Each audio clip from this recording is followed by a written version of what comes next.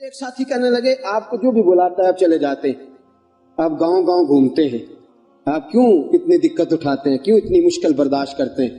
میں نے کہا یار دل میرا بھی کرتا ہے اپنی مسجد میں بیٹھا رہوں، میرے پاس بڑے دوست آ جاتے ہیں جمعے میں، میرا دل کرتا ہے میں بیٹھا رہوں، لیکن خدا کی قسم جب نبی پاک کا طائف میں پتھر کھانا نظر آتا ہے نا، جب رسول پاک علیہ السلام کا کانٹوں پہ چلنا دکھائی دیتا ہے، جب میرے نبی پاک علیہ السلام کا مار کھا کھا کے گھر گھر جا کے عکاظ کی منڈیوں میں تبلیغ کرنا نظر آتا ہے تو حجرہ چھوٹ جاتا ہے، پھر مسجد سے نکالتی ہے یہ چیز، پھر گلی گلی گھومنے کو جی چاہتا ہے۔ دوستو آج میں تبلیغ کرنے جاتا ہوں تو لوگ پھولوں کی پتیاں برساتے، میں تبلیغ کرنے جاتا ہوں تو لوگ اسٹیج بچھاتے، میں تبلیغ کرنے جاتا ہوں تو لوگ اعلیٰ کھانا پکاتے، اے سی والی گاڑی میں بیٹھ کے میں نکلتا ہوں، پھر بھی میں آ کے کہتا ہوں لوگ بات نہیں مانتے، لوگ توجہ نہیں دیتے، لوگ غور نہیں کرتے، آؤ میں تمہیں مکہ مکرمہ کی ایک منڈی میں لے جاؤں۔ مکہ میں ایک عکاظ کی منڈی لگتی تھی، حضرت سعد بن عبادہ فرماتے ہیں میں اس منڈی میں موجود تھا، کالی زلفوں والے محبوب کے وجود پہ پھٹا ہوا لباس تھا، رسول پاک علیہ السلام کا لباس پھٹا ہوا تھا، ہونٹ مبارک خشک تھے، داڑھی میں گرد و غبار تھی۔ عکاظ کی منڈی میں ایک ایک بندے کے پاس جا کے میرے مصطفیٰ کھڑے ہوتے تھے اور ایک ایک بندے کو بلا کے کہتے تھے کلمہ پڑھ لے اللہ تجھے فلاح دے دے گا، کلمہ پڑھ لے۔ آپ فرماتے ہیں میں نے پیچھے دیکھا ایک بابا، بوڑھا بابا، لمبی قمیض پہنی ہوئی ہے اور اس نے اپنی جھولی مٹی سے بھری ہوئی ہے، جب حضور تبلیغ کرتے تو وہ نبی پاک میں مٹی ڈالتا اور کہتا ہے اس کی بات نہ ماننا یہ مجنون ہے، اس کی بات نہ ماننا یہ معاذ اللہ جادوگر ہے، اس کی بات نہ ماننا یہ قاہر ہے، اس کی بات نہ ماننا یہ ساحر ہے، اس کی بات نہ ماننا یہ لوگوں کو گمراہ کرتا ہے۔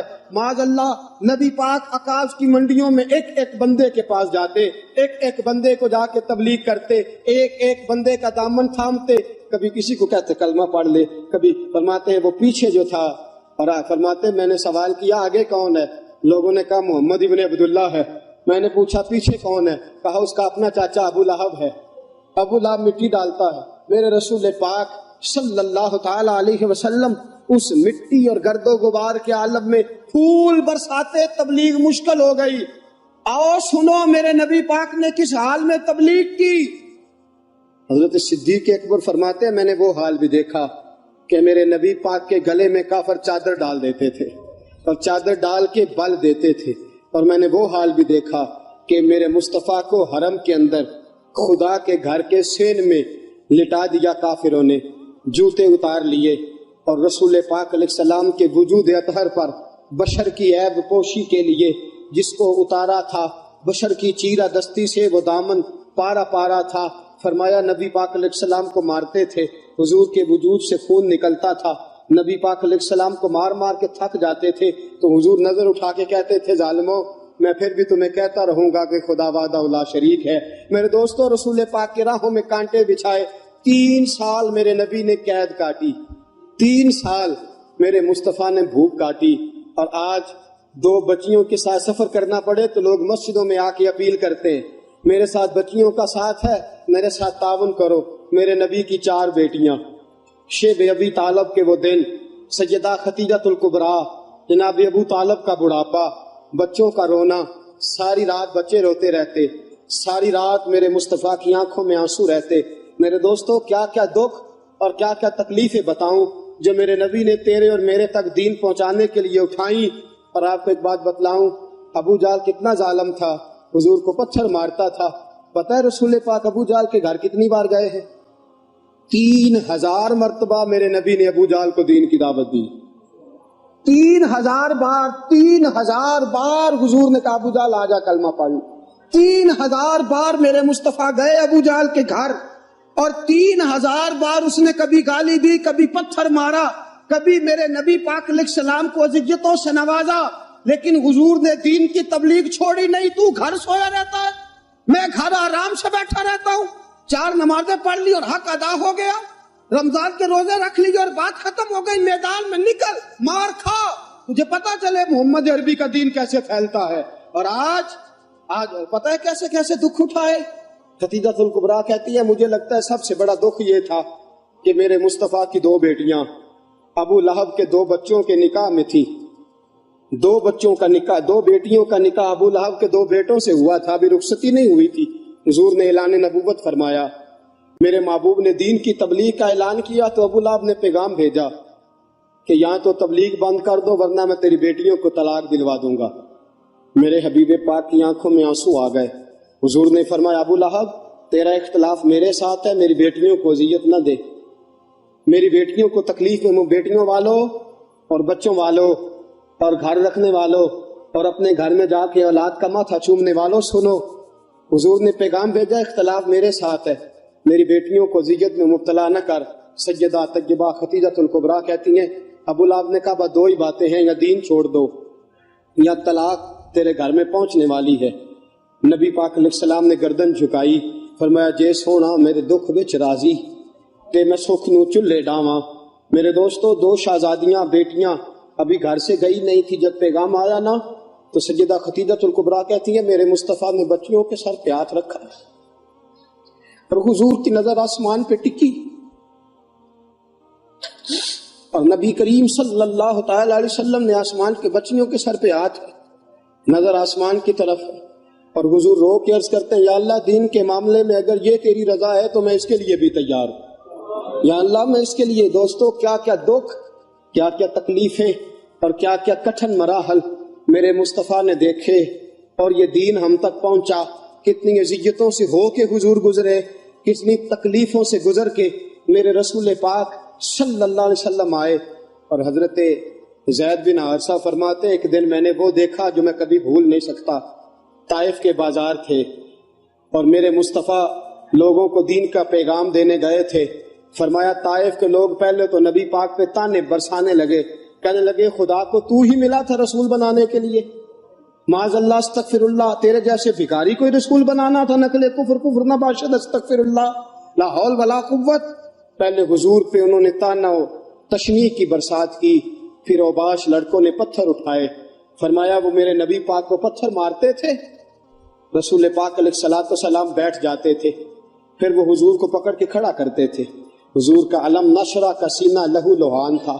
فرمایا حضور کو کہتے تھے چلو، حضور قدم اٹھاتے تھے تو نبی پاک کے پیر پہ پتھر مارتے تھے، زخم لگتا تھا تو حضور پیر اٹھاتے، دوسرا پیر رکھتے تو پھر پتھر آتا۔ ان پتھروں کی برسات میں میرے نبی نے دین کا پیغام پھیلایا، ان پتھروں کی برسات میں حضور نکلے۔ طائف کی وادی سے آج بھی جا کے سوال پوچھ، طائف کا میدان آج بھی اس واقعے کو یاد کر کر کے روتا ہے، آج بھی آسمان تڑپتا ہے، ہم نے وہ منظر دیکھ رکھا ہے۔ میرے دوستو رسول پاک نے اس حال میں دین کی تبلیغ کی اور احد کا میدان لگا تو میرے نبی پاک کے دانت بھی ٹوٹے، حضور علیہ الصلوۃ والسلام کے وجود سے خون بھی بہا، لیکن حضور نے پھر بھی رو کے یہی دعا کی اللہم اہد قومی فإنہم لا یعلمون، یا اللہ میری قوم کو ہدایت دے دے، خدایا میری قوم کو ہدایت دے دے۔ میرے دوستو میرے رسول پاک علیہ الصلوۃ والسلام کی حضور نے کون کون سی قربانیاں دی، مکہ کتنا پیارا تھا حضور کو، لیکن مکہ بھی حضور نے چھوڑ دیا۔ شہر چھوڑنا بڑا مشکل ہوتا ہے، وطن چھوڑنا۔ حضرت سلطان باؤ فرماتے ہیں شالا مسافر کوئی نہ تھی وے ککھ جنا تو پارے ہو۔ میرے رسول پاک نے مکہ بھی چھوڑا دین کے لیے اور مدینے آئے تو میرے نبی پاک علیہ الصلوۃ والسلام نے دکھ اٹھائے۔ حضرت سیدہ طیبہ سیدہ زینب رضی اللہ تعالی عنہا میرے رسول پاک کی سب سے بڑی شہزادی حاملہ تھی، حبار بن اسود نے نیزہ مارا، گر گئیں، شہید ہو گئیں۔ رسول پاک صلی اللہ علیہ وسلم بیٹی کی میت پہ کھڑے ہیں، آنسو بہا رہے ہیں۔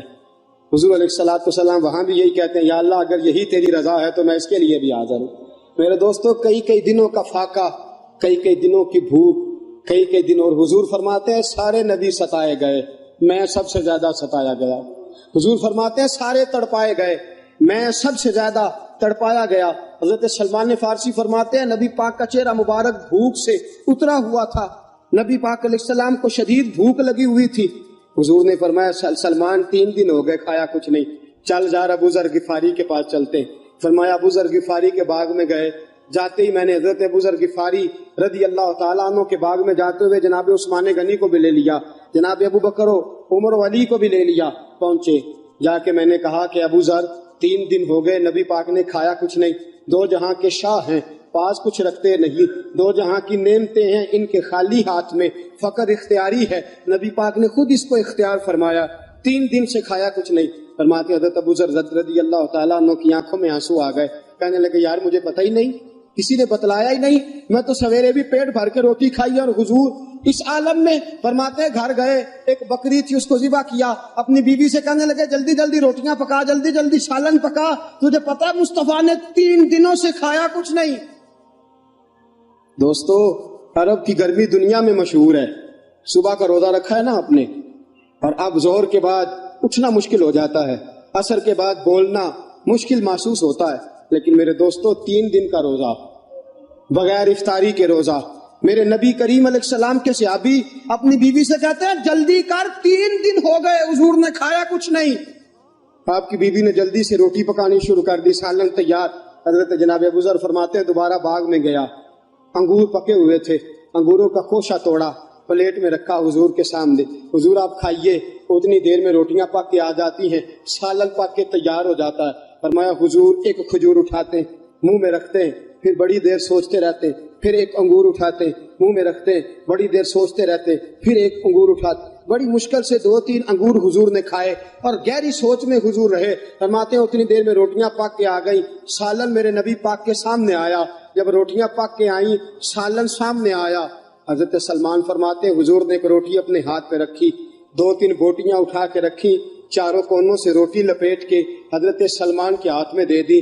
فرمایا سلمان جا فاطمہ کے گھر دے آ، میں نے 3 دن سے کچھ نہیں کھایا، فاطمہ نے 7 دن سے کچھ نہیں کھایا، میری بیٹی فاطمہ 7 دن ہو گئے سیدہ بھوکی ہے۔ وہ عزت والے نبی کی عزت والی بیٹی 7 دنوں سے گھر میں بھوکی بیٹھی ہے، وہ شکایت نہیں کرتی، وہ لبوں سے بولتی کچھ نہیں، وہ جانتی ہے میرا باپ دین کی تبلیغ میں نکلا ہے۔ میرے رسول پاک صلی اللہ علیہ وسلم نے فرمایا گھر جا اور جا کے حضرت فاطمہ کو یہ دے آ۔ 7 دن گزر گئے، فاطمہ کے حلق سے لقمہ نہیں گزرا۔ میرے دوستو حضور گزر رہے تھے، ابو جہل نے پتھر مارا، میرے نبی پاک علیہ السلام کے سر سے خون نکل آیا۔ عبداللہ بن جدعان کی لونڈی دیکھ رہی تھی، دوڑی دوڑی حضرت امیر حمزہ کے پاس گئی، جا کے کہنے لگی تجھے پتا ہے آج ابو جہل نے تیرے بھتیجے کے ساتھ کیا سلوک کیا ہے؟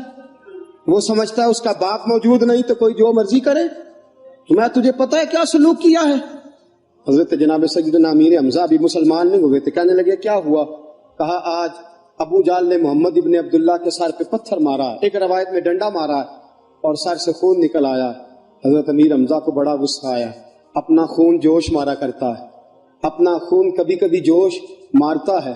حضرت امیر حمزہ مسلمان تو نہیں تھے، چچا تو تھے نا، فوراً اٹھے، فوراً ہاتھ کے اندر ایک بڑی لاٹھی پکڑی، ابو جہل کو ڈھونڈا، ابو جہل بیٹھا تھا، کئی لوگوں کے درمیان جاتے ہی زور سے ڈنڈا مارا اور کہنے لگے تو کیا سمجھتا ہے محمد کا باپ کوئی نہیں تو جو مرضی کرے گا؟ میں اس کا باپ ہوں، اور میرا بھتیجا نہیں میرا بیٹا، میں دیکھتا ہوں تو کیسے نظر اٹھاتا ہے، آج کے بعد اگر تو نے میرے بھتیجے کی طرف آنکھ اٹھا کے دیکھا تو میں تیری آنکھ پھوڑ دوں گا، میں تیرا سر پھوڑ دوں گا، میں تیری نگاہیں نکال دوں گا، میں تیرے بازو توڑ دوں گا، خبردار میرے بھتیجے کے قریب آیا۔ حضرت امیر حمزہ ڈانٹ رہے ہیں تو ابو جہل کو پتا تھا امیر حمزہ شیر ہے، امیر شیر ہے، امیر حمزہ کے سامنے بولا تو واقعی مارے گا۔ ابو جہل خاموشی کے ساتھ بات سنتا رہا۔ جناب امیر حمزہ ڈانٹ کے گئے رسول پاک کے پاس، نبی پاک کے سر پہ پٹی بندھی ہوئی ہے، حضور اپنے گھر میں بیٹھے ہیں۔ حضرت جناب سیدنا امیر حمزہ کو آتے ہوئے دیکھا نا، جب کوئی اپنا نظر آئے تو دکھ یاد آ جاتے ہیں۔ سر پہ پٹی تھی، رسول پاک علیہ السلام یتیم تھے، حضور نے حضرت امیر حمزہ کو آتے دیکھا تو باپ کی یاد آئی، حضور تیزی سے اٹھے، حضرت امیر حمزہ نے گلے سے لگایا، بولے کچھ نہیں، میرے مصطفیٰ کی آنکھوں میں آنسو آ گئے۔ رسول پاک صلی اللہ علیہ وسلم رو پڑے، گویا حضور علیہ السلام کو اپنے والد کی یاد آئی۔ حضرت امیر حمزہ رضی اللہ تعالیٰ عنہ نے گلے سے لگایا، فرمایا بیٹا رونا نہیں ہے، اے میرے بھتیجے غم نہیں کرنا، تیرا چاچا تیرے ساتھ ہے، کسی کی جرت ہے تجھے تیرا بال بھی بانکا کر جائے، کسی کی ضرورت ہے آنکھ اٹھا کے دیکھ جائے۔ جب یہ بات کی نا، اپنائیت کا جملہ بولا، نبی پاک کی آنکھوں میں پھر آنسو آ گئے، حضور پھر تڑپ کے روئے، پھر حضور کی آنکھیں بھر آئیں۔ حضرت امیر حمزہ کہنے لگے نا بس کر اب خوش ہو جا، میں نے تیرا بدلہ لے لیا ہے، میں نے تیرا بدلہ لے لیا، راضی ہو جا۔ رسول پاک نے اپنے چچا کا ہاتھ پکڑا اور ہاتھ کو پکڑ کے نا اپنے سینے کے ساتھ لگایا۔ حضور نے فرمایا چچا میں راضی کوئی نہیں، آنکھوں میں آنسو، چاچا میں راضی کوئی نہیں، بھتیجے تو کیسے راضی ہوتا ہے؟ فرمایا چاچا میں تب راضی ہوں گا جب تو کلمہ پڑھ کے مسلمان ہو جائے گا. مجھے تو دین کی خدمت یاد ہے, مجھے تو پیغام دین یاد ہے, مجھے کچھ یاد نہیں. مجھے تو اتنا یاد ہے میں خدا کا پیغامبر ہوں. مجھے ہر موقع پہ اپنے دکھ بھول جاتے ہیں, مجھے دین کا درد یاد رہتا ہے. میرے دوستو, حضرت امیر حمزہ آپ اس کو رشتہ داری کا جوش کہیے, نبی پاک کی محبت کا ہیجان کہیے. کہنے لگے اچھا تو کلمہ پڑھنے سے راضی ہوتا ہے, پڑھا کلمہ میں مسلمان ہو جاتا ہوں, پڑھا کلمہ میں بھی مسلمان ہو جاتا ہوں. میرے دوستو, ہر موقع پہ میرے نبی پاک کو دین یاد رہا.